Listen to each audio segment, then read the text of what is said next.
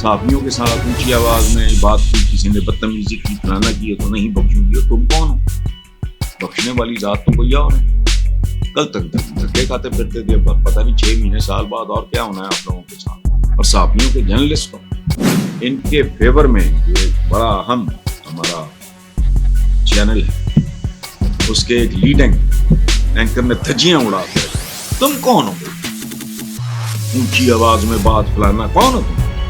سیدھی سادھی دھمکیاں آپ جرنلسٹ کو دے رہے ہیں. برا ہوگا سر کو چڑھ گئی ہے.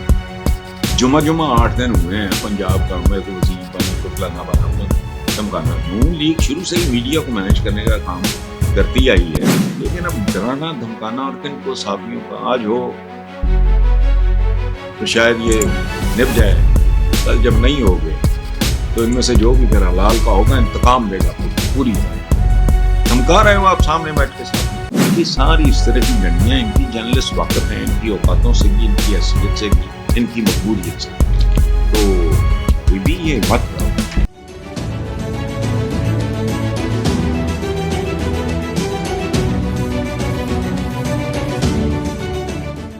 اگلی بات ہے جی کہ میں پھر اب میں کیا بات کروں. عظمیٰ بخاری ہاں اس نے وہ مطلب صحافیوں کے ساتھ اونچی آواز میں بات کی، کسی نے بدتمیزی کی، فلانا کی تو نہیں بخشوں گی. تم کون ہو؟ بخشنے والی ذات تو کوئی اور ہے. کل تک دھکے کھاتے پھرتے تھے، پتہ نہیں 6 مہینے سال بعد اور کیا ہونا ہے آپ لوگوں کے ساتھ. اور صحافیوں کے جرنلسٹ کو اور ان کے فیور میں جو ایک بڑا اہم ہمارا چینل ہے، اس کے ایک لیڈنگ اینکر نے دھجیاں اڑا کے رکھی ہیں. تم کون ہو بھائی؟ اونچی آواز میں بات فلانا. کون ہو تم؟ سیدھی سادھی دھمکیاں آپ جرنلسٹ کو دے رہے ہیں. برا ہوگا سر کو چڑھ گئی ہے.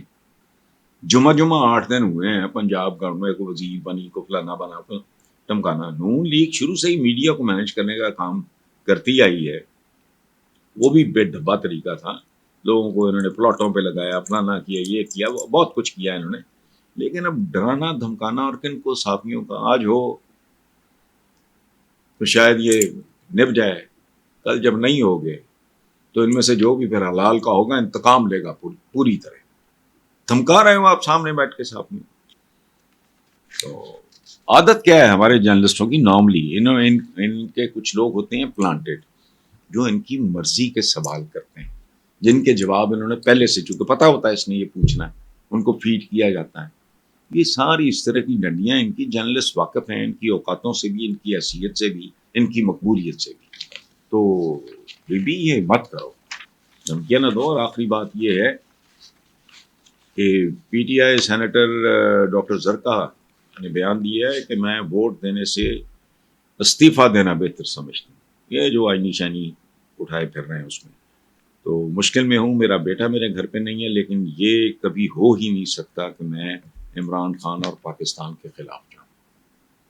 بہرحال اسی کہانی ہے، ہمارے پاس اسی طرح کی خبریں ہیں. لیکن وہ جو آئینی ترمیم والا معاملہ تھا، اللہ کرے وہ ایمیکیبلی حل ہو جائے. یاد رکھیں میں یہ بات اس وقت یہ اس خبر کے حوالے سے نہیں کر رہا. نواز شریف پہ ایک زمانے میں یہ انہوں نے قادیانیوں کا کوئی فنکشن تھا، یہ پتہ نہیں، مجھے تفصیل نہیں یاد. تو انہوں نے کہا کہ قادیانی ہمارے بھائی ہیں. اگلے دن اخبار میں لمبی زبانیں پہنچ گئے. یہ مکروہ حرکت ہے. اور جی کچھ ایک ہمارے جو مخصوص ایک مائنڈ سیٹ ہے غلیظ کہ جو نواز شریف کو دائرہ اسلام سے خارج، اس طرح کی بات. میں نے اس پہ کالم لکھا. مجھے پرویز رشید کا فون آیا، اس نے کہا یہ دیکھا ہے؟ میں نے کہا ہاں یار دیکھا ہے، بہت افسوسناک.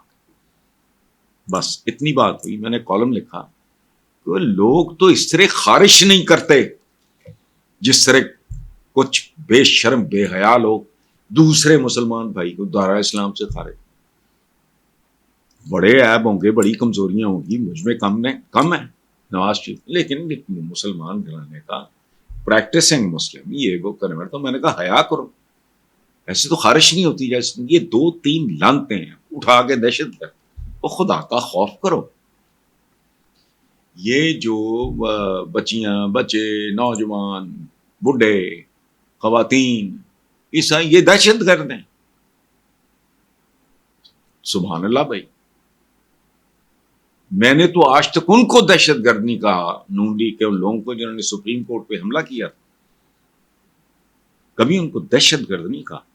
وہ پولیٹیکل ورکر ہے، ان پڑھ سے لوگ ہیں، یا عمریں چھوٹی ہیں، میچورٹی نہیں ہے، ابھی توازن نہیں آیا، ابھی تحمل نہیں ہے، بردباری نہیں ہے، حالات ملک کے اس طرح کے ہے، گھروں میں فرسٹریشن ہے، بھوک ننگ بے روزگاری ناچ رہی ہے، جذباتی ہو جاتے ہیں. چونکہ جہالت اور جذباتیت کا آپس میں بہت گہرا تعلق ہے. لیکن اپنے کسی ہم وطن کو یا اپنے کسی ہم مذہب کو، اور میں پچھلی بات جو کر رہا تھا میں ایک بات بھول گیا ہوں، بھئی آپ کا کوئی مسلک کا مسئلہ ہے، کوئی فرقے کا ہے، یا آپ تو ایک رشتہ تو اٹوٹ ہے نا ہمارا. میں پہلے بھی کہتا ہوں، لیکن بنیادی طور پہ یہ جاہل لوگ ہیں. ہمارا ہندو ہو، سکھ ہو، عیسائی ہو، قادیانی ہو، وہ بدھسٹ ہو، وہ ہمارا ایک حوالے سے بھائی ہے.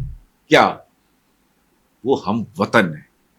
یہ بہت گہرا رشتہ ہے. انگریزی میں کہتے ہیں سن آف دا سوئل، دھرتی کے بیٹے، sons of the soil. Sons of the soil کا کیا مطلب ہے؟ آپس میں بھائی ہوئے نا. وہ بہرحال آپ نے وہ کرنا ہے، وہ ڈھنگ کا کام کرے گا. یہ کیسے افواہ چلی؟ اور ہم لوگ بنیادی طور پہ چونکہ جہالت بہت ہے، تربیت کا فقدان ہے، ہم اپنا کان دیکھے بغیر کتے کے پیچھے بھاگ اٹھتے ہیں. یہ ہمارا ایک قومی مزاج بن چکا ہے. تو اس میں کہنا کہ یہ فلاں ہیں، وہ اس میں پی ٹی آئی کو ڈالو، یہ حرکتیں معیوب ہیں. ان سے آپ کا بھلا نہیں ہوگا، برا ہی ہوگا. لیکن اپنے کسی ہم وطن کو یا اپنے کسی ہم مذہب کو، اور میں پچھلی بات جو کر رہا تھا میں ایک بات بھول گیا ہوں، بھئی آپ کا کوئی مسلک کا مسئلہ ہے، کوئی فرقے کا ہے، یا آپ تو ایک رشتہ تو اٹوٹ ہے نا ہمارا. میں پہلے بھی کہتا ہوں، لیکن بنیادی طور پہ یہ جاہل لوگ ہیں. ہمارا ہندو ہو، سکھ ہو، عیسائی ہو، قادیانی ہو، وہ بدھسٹ ہو، وہ ہمارا ایک حوالے سے بھائی ہے. کیا؟ وہ ہم وطن ہے. یہ بہت گہرا رشتہ ہے. انگریزی میں کہتے ہیں سن آف دا سوئل، دھرتی کے بیٹے، sons of the soil. Sons of the soil کا کیا مطلب ہے؟ آپس میں بھائی ہوئے نا. وہ بہرحال آپ نے وہ کرنا ہے، وہ ڈھنگ کا کام کرے گا. یہ کیسے افواہ چلی؟ اور ہم لوگ بنیادی طور پہ چونکہ جہالت بہت ہے، تربیت کا فقدان ہے، ہم اپنا کان دیکھے بغیر کتے کے پیچھے بھاگ اٹھتے ہیں. یہ ہمارا ایک قومی مزاج بن چکا ہے. تو اس میں کہنا کہ یہ فلاں ہیں، وہ اس میں پی ٹی آئی کو ڈالو، یہ حرکتیں معیوب ہیں. ان سے آپ کا بھلا نہیں ہوگا، برا ہی ہوگا.